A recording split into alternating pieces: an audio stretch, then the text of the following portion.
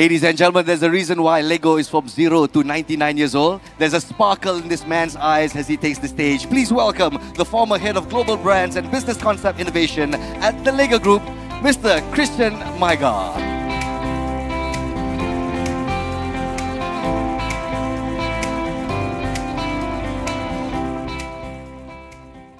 Thank you to PNB for inviting me, and good morning, everybody. We are suddenly moving from macro to micro now. Not only am I only speaking about one company, but it is a company who produces very small things. So welcome to Micro. I'll jump right into my presentation. You introduced it so well. Where can I see? Where? There is. I just to orientate myself. Lego. So my presentation is in two parts. The first half is about Lego's major transformations over a long period.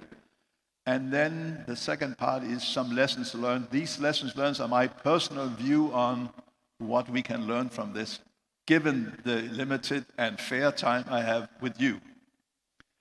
Lego started in 1932, and there comes some macroeconomy because we had the Great Depression. The unemployment rate in many European countries then were about 32%, so it's easy to remember. And there was a carpenter in a small village in the western part of Denmark. It's a very sort of remote place. I know our sales managers from the countries used to say, this is not the end of the world, but you can certainly see it from here.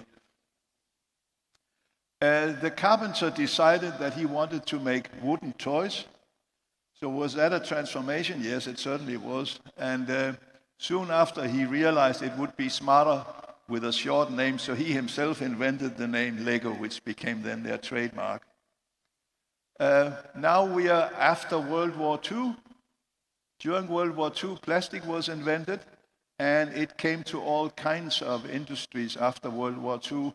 Tupperware, the American plastic brand, which you may know, was invented in 1949, and the bricks are from 1949.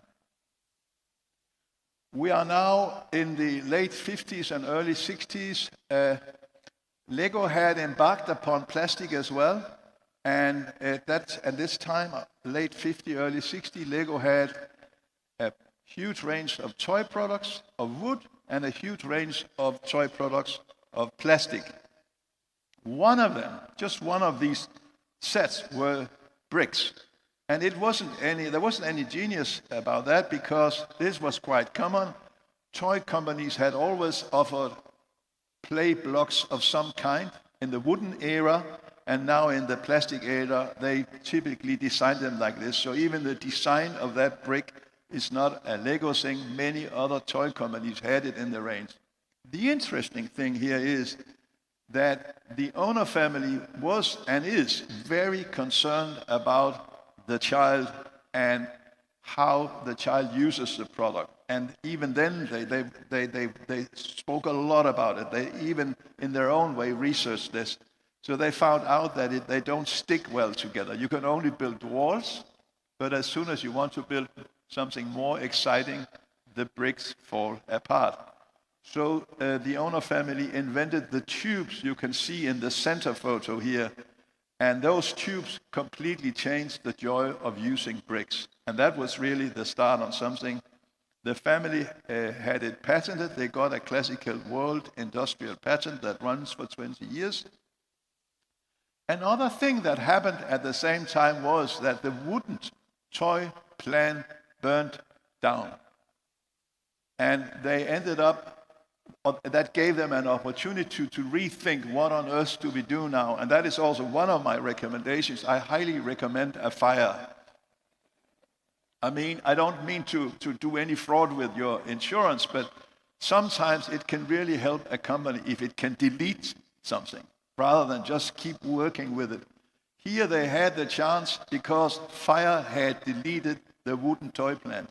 So they decided from now on we will not market wooden toys, and by the way, we will not market any other plastic toy than the brick.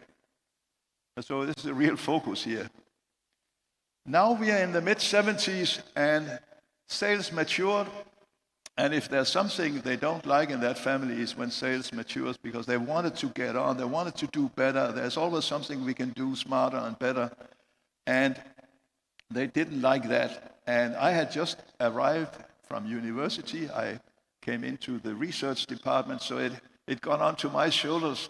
They asked me, what can we learn from the market? Why don't we sell more? What is happening? So I made some very clever interviews. We asked people, why have you not bought more Lego bricks for Christmas? Very clever interview.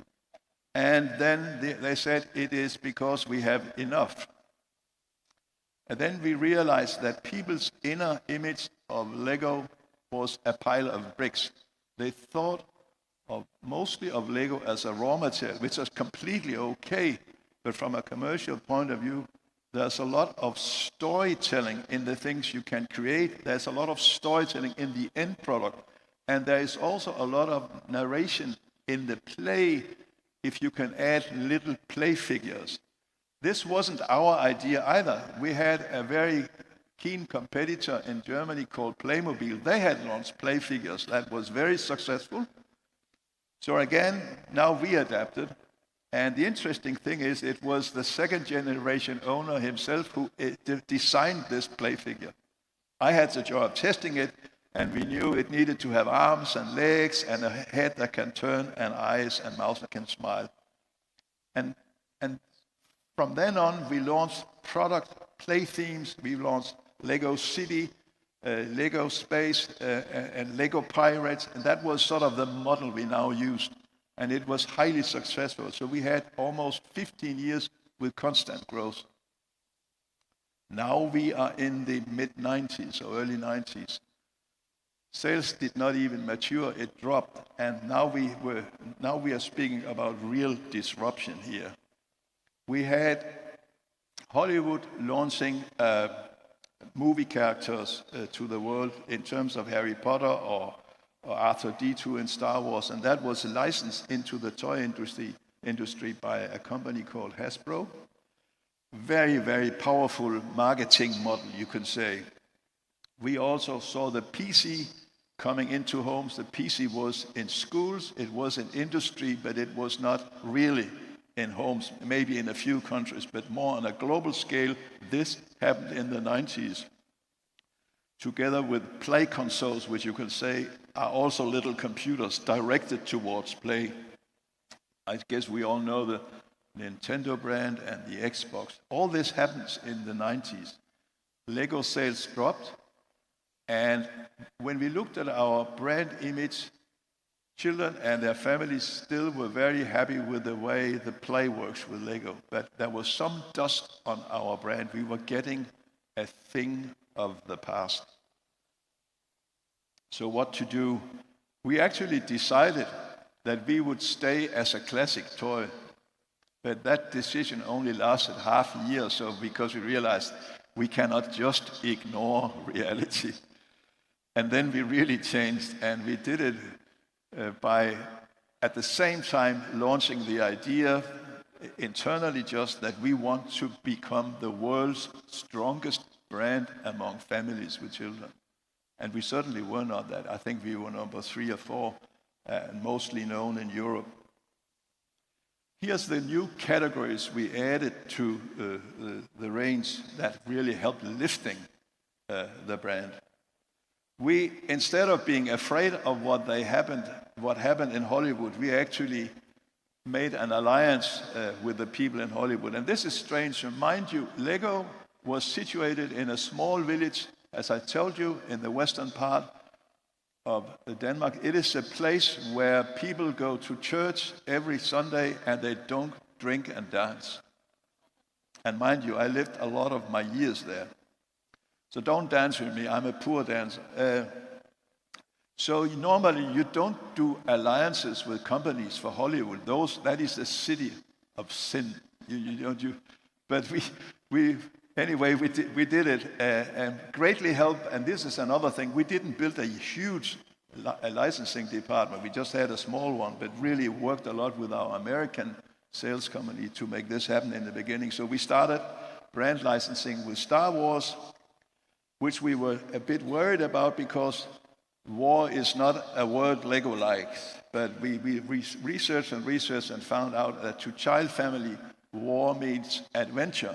So you can shoot a lot, and there's a lot of razzmatazz, but it's not considered as killing people. But we did other licensing programs, and these still run. And the good thing for us was that we were very much haunted by a copycat in Canada called Majgaard, and they couldn't do this because they didn't have global penetration. That helped us a lot. This program still runs as of this day. Then we had always discussed, why don't we get a link between Lego and the computer? And here is the solution we finally found, that is the first generation of Lego robots. There's a chip inside, there's sensors, so it can, and of course there's also active components. So you are into programming behavior. And for Lego, and which Lego's value are about creativity, the robot is fantastic because you're not only designing structures, you're also designing behavior. So that is, wow, yes. This is also alive today, not this particular model, but the whole concept is working very well for Lego. We had worked with schools until the early 90s, but it really helped us a lot with these robotic programs because we could now make educational events worldwide, and they still run as of this day, and they are now a tradition in more than 50 countries' educational system. There is an annual event program about where young children create robots and compete in a fun way. There's a lot of fun to see. If you just go on YouTube, you will see thousands of movies of great robotic characters and very proud school teachers and very proud pupils as well. I did not mention one of the things that really pressed us in the 90s. I had it was on the slide, the name of Toys R Us. The retail structure in toys changed dramatically in 80s and 90s from being very, you could say, pluralistic, many small retail shops into huge toy supermarkets. And one of them was Toys R Us, which became a global toy supermarket chain. And the negotiation power was not easy for us because they made up 30% of our global sales, one customer. Is that funny? No, it's not funny. Were they nice to us? No. They would of course say nice words, but the reality was always, when the high season came, it was Christmas, and we were around in the stores to see where our shelf was. They had always placed copycats almost right in front of it. And so that really sparked our idea that maybe one day we should have our own access to customers. And we began experimenting. We experimented with online. We already were online with what we call a corporate website. You know the corporate websites, then it was, look how clean our underwear is. Here's our vision, our mission, and our values, and blah, blah, blah. Everything clean and nice and utterly boring. We interviewed, of course, a lot of children, and they said, we want interactivity. We want it to be possible to call you and buy 800 blue bricks, and we want this and we want that. And you know what? We gave them everything they wanted. So we sort of jumped the value chain, we jumped the retail chain and went online, not only with spare parts, but also with the entire range. It started slowly, but it's a very important ingredient in Lego's total business today. We also started working with brand stores, our own shops, and I was involved in experimenting with the first 10. And the way we did it was not to make a huge brand retail department We had just one guy working with it. But to let those managers of sales companies who had a strong feeling for this try out. And of course, within certain limits, we said, we won't tell you how the design should be. You do what you want. But you come back to us with the figures. We share figures amongst us because this is about learning. It's not about rolling out a huge plan. That's too early. When I left Lego, we had only one profitable store, but now they have more than 200. The third thing is theme parks, and that is a bit wild because for a small company, after all, a pretty small company by global standards, it is a bit wild to go into theme park because you invest a lot. One theme park is very expensive, and as you design it and build it, you don't get any money. And then when you are halfway into the project, you are certainly pregnant. There is no way back. And as we used to say, you don't manage the project manages you. And therefore, it was a bit dangerous. But we had been playing with a little theme park in Denmark. And playing means we didn't take it as a serious business. It was something we did because we found it interesting. And it worked okay. We never made any money on it, but it was there, a small theme park called LEGOLAND. And after some research and trial and error, we found out that that would be the right concept to take global. But first, we needed to tweak LEGOLAND in Denmark. And so we changed a little bit here, a little bit there, and suddenly it became profitable. And then we rolled down. And the first LEGOLAND outside Denmark was in Windsor. The next one was in California, and the next one was in Germany. And now I think there is 10 LEGOLANDs. They are co-owned now by a professional operator, but it works very well. So this is a transformation of a certain scale, not only by adding other industries to the competence reservoir, but also in terms of the risk we actually took. It wasn't easy in the beginning, as I told you. You had to try out and tweak things, but slowly it came, and it's very successful for Lego today. I should mention certainly also that in recent years, Lego has done marvelous things where I have nothing to be thanked for. The Lego movie. May I see how many of you have seen the Lego movie? That's good. Now comes another Lego question I forgot to ask you. How many people have stepped on a Lego brick with their bare feet? We share some pain here, and I really felt it's part of Lego's brand that we never talk about. And I really suggested to the family that we should have a little shop in every theme park where people could have a certificate, free, where it says, we are so sorry about your feet. And there should be a photo, not of your feet, but of some foot, where you sort of can see the marks from the Lego studs in the foot. And then some kind of a signature, and we are sorry, and we hope it doesn't happen again.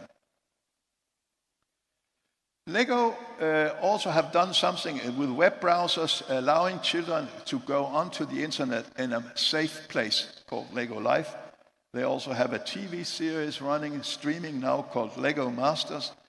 And they have slowly changed towards also seeing adults. Originally, in Lego's sphere of customer segmentation, the adult was the parent and the child's surroundings. That was how we looked at adults. Today, adults are also consumers. They buy Lego to build on their own hand. And one of the successful ones is this flower product here. Very well done. I have also launched flowers when I was with Lego. It never worked. Now I will take you through some lessons from the transformations or changes I've been involved in, both as a Lego line manager, but also as a chairman of quite a few companies, but also as a consultant. The first is that we shouldn't change everything. There is a tendency that when we speak about new visions and change, it sort of eats the entire agenda. You also see popular airport literature, management books. And typically, if it's a manager that has written a book about himself, they've basically completely changed the company. My experience, honestly, is it doesn't work. It is dangerous to change everything. So when we work with transformation, I highly recommend that we work with a three-fork, a three-finger solution, so to speak. We speak about what is new, we speak about what we want to keep, and we certainly also speak about what we want to delete.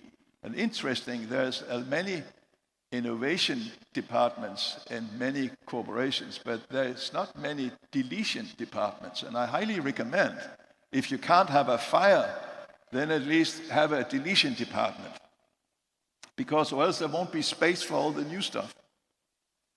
In terms of keep, Lego was very good at keeping their values. The values Lego has that are about what the brand stands for, what the consumer experience is about, are exactly the same now as they were in the 50s and 60s. I should also say that Lego has suffered just before all these nice products I showed you in the end with the flowers and the Lego movie. Lego had a huge crisis 5 or 6 years after the millennium where they changed too much. So it's also happened to Lego. I have also tried changing too much. My other advice is that when we work with new things, there is this issue if you work in a large corporation which has been very successful. Corporations don't even have to be asked all by themselves. They create a lot of rules and regulations. And for a new startup within a company, it's very tough to work with these rules and regulations. I recall when I set up some of my little new businesses, the managers of those who I had newly hired came to me and said, "Christian, it is hard to cope with all this. The vice president of HR visited me the other day. She had such a manual with me, which I have to follow. And the day after, the vice president of finance came about the budgeting procedure. It was also such a manual. I need to hire a lot of people." And I said, wait. And then one day I spoke with the finance manager and said, "Hey, Christian, how can we help your new businesses?" And I said, "You can help me if you will stay away." And I don't mean it in any evil way, but I meant it in a way, let's be simple in the beginning.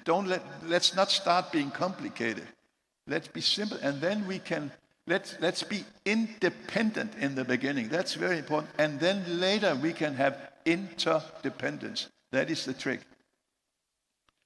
In terms of organizing the circles, there is just my advice for project group. You can see on the left part of the slide, there is a matrix. This is the classic way of organizing new teams and projects. So you have one from every staff, one from HR, one from IT, and so on. You have one from finance, and then you have from the line, one from production, one from sales. You get these kinds of let's stay in control kind of project groups. And that's quite nice. You have a lot of internal knowledge, not external knowledge. And when you have a meeting and you talk about now, when can we meet again? Everybody looks in their diary, which is now the mobile phone, and then we end up that we can not meet until 6 weeks down the road. 6 weeks. But the thing that needs to be done from this to the next is only last 2 days. But you still wait 6 weeks until you take new decisions. That is a very bad model. I recommend the circle model where there are few people who have full power to do what they want, and then you have circles of supporters around them. It works much smarter, it's much more motivated, and be sure that at least one of the people in the very head come from a journey in life where they have done before what we are out to do now.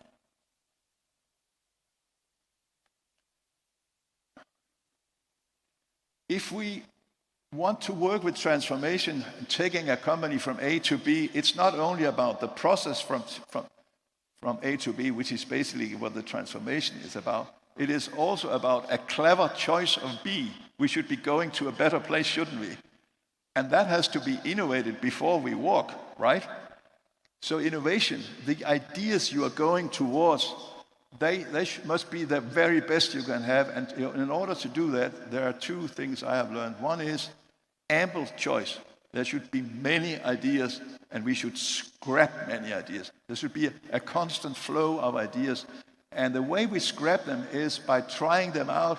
Maybe some are so hopeless we can just say no, but quite a few. The interesting thing is where the doubt comes. Then rather than say, make me a big business plan, say, no, let's be in doubt. Let's try it out in the corner of a company somewhere for some years and see what can we learn. And when we launched robots, the Mindstorm series in 1997, we had actually been playing with robots for 13 years together with MIT, the Massachusetts Institute of Technology in Boston, with a Professor Seymour Papert, whose photo is here. And so we knew a lot about robots. And it had cost us very little to do, but we knew a lot about robots.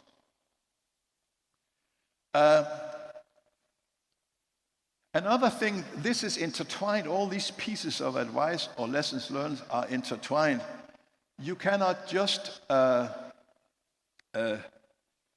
be yourself when you do new things. You have to think of the following. What we do, we call it new, but is it, so it's new to us, but is it also new to the world? And quite often, the answer is no. There is always someone out there who has had the same problem before we had it. Why don't we go and talk to them? So this is very important. Another thing that is very important is that when we move from A to B, or let us say we should send a rocket to the moon from Kuala Lumpur, who should be on that project? Should it be people from Kuala Lumpur? Yes, of course, they should be there because they have to deal with all the protests from the noise and smoke, at least. Probably also many other things. But ideally, we should also put people in who have done moon projects before. Agree? And it's the same whenever you move in a new direction. Get people on board who have done that road before. They may be in the house or they may be outside, but get hold of them. That is very important. Not only, it should still be a blend with other people who have been here for a long time. That is very important. Finally, if you want to be a company that works with experimenting, a trial and error way of getting into new stuff, then you need a culture that is very egalitarian, open and honest. If you work with trial and error and people don't want to talk about mishaps or failures, you get into a mode of strange, weird lies. So that kind of culture is important, and Lego was very good at that, but I've seen others also being it. One way to nurture this, I have had much success with, which I would like to share with you. You know, when a corporation sometimes holds international conferences, then the country managers will call and say, can I have the podium for 10 minutes or 15 minutes? I have something very interesting to share. And you know, it's always some kind of a success story. That's nice. But I began saying, you can have the podium if you would also talk about a mistake. And you know what? When we began that, people laughed and the shoulders came down. He is also one who makes mistakes, and he speaks about it. It's very learning rich. And it coincides lovely with a company that wants to be an experimental trial and error kind of company. That is just what I wanted to say. The other thing is about, you can see there the mouse on the elephant. It was advice I got from the second generation Lego owner. He always said he was afraid of bureaucrats. He said, Christian, if you go to a man in the country, a manager, somewhere else, don't ask him to do a thing you can't convince him about. Never abuse that you have more stars on the shoulder. If you can't do it with arguments, it is probably because the idea is not good enough. I quite like that. Okay, this was all. Thank you for your attention. We're ready for questions.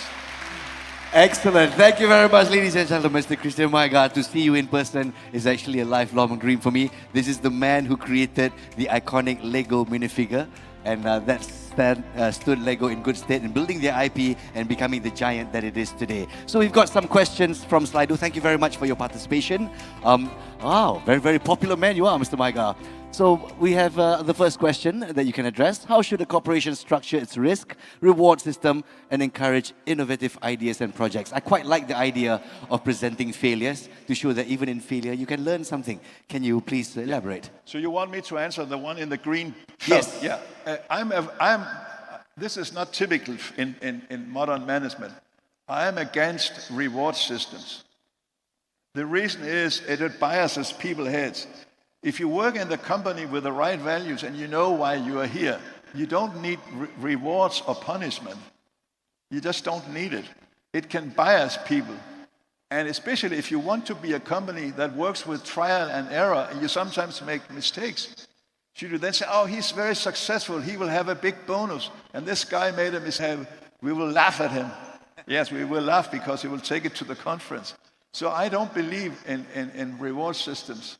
Honestly, it's assuming that people are lazy, and I don't think people are lazy. I think people, if you have the right people, you hire the right people. If they're not interested, then you shouldn't hire them. Then you take them to the deletion department, right? So I don't believe in reward systems. And I know it's original. I know many American management gurus would hate me for saying it, but that's what I mean. Well, we see the faces and expressions from some of the leaders in the room. Don't believe in reward system. We have time for one more question, and I think this one is a great one, especially when we talk about sustainability and how important it is, especially to the youth that are present here today. The core product is a plastic brick, Mr. Mike. Yeah, it's known. It's a very known problem. First of all, now I'm just defending Lego a bit. The problem we have with plastic is mostly the plastic we dispose of, the plastic we throw away. Lego is such a valuable product, it is not thrown away. It's given inside families, inherited. Grandma and granddad have it somewhere in a big box. It is also sold in all kinds of formal and informal channels, so it's not disposed of. The other thing is, Lego has for years worked with bioplastic, and they have come so far now that some of the bricks are bioplastic. So that is a plan they pursue. They have also been honest. I think they went to press last year and said, we are not expecting big breakthrough right away. They've been honest about that, but they work on it. But we're not expecting big breakthrough right away. It's probably also to dampen the expectation that it should come next year. And I remind you about the same, if you take plastic away, you can close Malaysia, you can close the world. It's in cars, it's in everywhere. But it's the disposed of plastic. It's the micro stuff that is the problem. The single-use plastics. Yeah. Exactly. Unfortunately, we have run out of time, as I've just received news that our guest of honor, Yang Amat Berhormat, the Prime Minister of Malaysia, is already here in the building. So thank you very much once again, ladies and gentlemen, Mr. Christian Majgaard. Thank you. Thank you.